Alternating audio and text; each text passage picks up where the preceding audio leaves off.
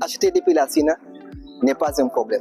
Aujourd'hui, tout le monde peut le faire. Tu peux avoir des produits à des bas prix, mais le problème se trouve sur l'expédition. Alors dans cette vidéo, je m'apprête à te partager 4 points que tu dois littéralement tenir en compte avant d'acheter ton produit depuis la Chine. Je te rassure, si tu ignores ces points que je m'apprête à partager dans cette vidéo, tu risques de ne pas recevoir ton colis même si tu passes ton achat. Passons directement au niveau du premier point. Avant d'acheter même le produit depuis la Chine, tu dois avoir ce qu'on appelle un transitaire.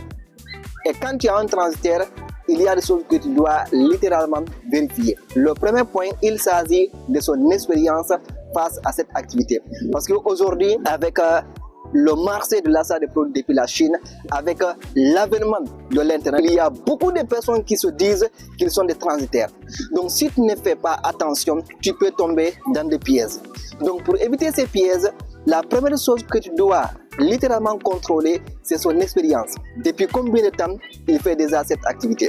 Donc s'il a au minimum 2 ans, 3 ans, 4 ans, voire même 5 ans d'expérience dans l'activité, c'est un premier critère que tu dois noter. Donc le deuxième critère, il s'agit de son local.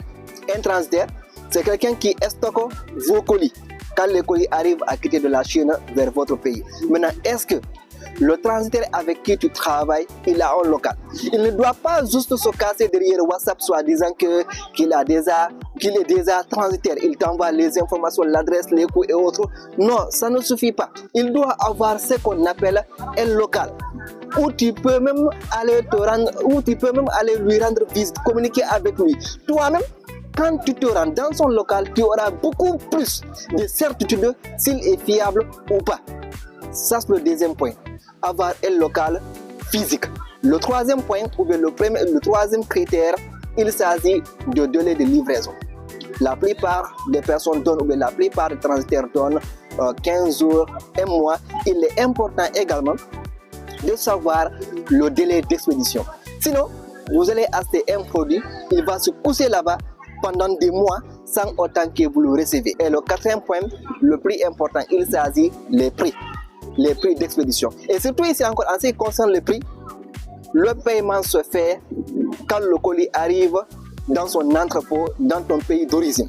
Moi, j'ai eu des cas, des personnes qui m'ont contacté me disant que tel transitaire m'a dit de payer l'avance avant que mon colis n'arrive. Moi, je n'ai jamais fait ça et je ne le recommande pas. Quand vous achetez votre colis depuis la Chine, vous ne payez l'expédition que si vous recevez votre colis. Donc vous devez chercher réellement à comprendre quels sont ces tarifs et comment est-ce que le mode de paiement se passe. S'il vous dit, vous devez payer l'avance avant que le colis arrive, moi personnellement, je ne vous le recommande pas. Je n'ai jamais payé à l'avance avant de recevoir mon colis que j'achète depuis la Chine. Et il y a plus de 2 ans maintenant que je suis dans cette activité. C'est pourquoi j'ai fait cette remarque et je vous le suggère. Donc en quelque sorte, voici les 4 points que vous devez tenir compte avant d'acheter depuis la Chine. Vous devez avoir un transitaire. Le transitaire doit avoir de l'expérience dans son activité.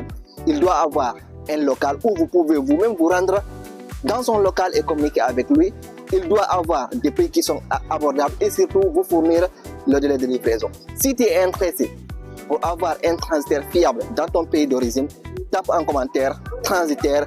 Je te donne une liste que tu pourras exploiter pour commencer à communiquer avec eux et surtout vérifier ces 4 conditions. On se rend rendez-vous pour une prochaine vidéo.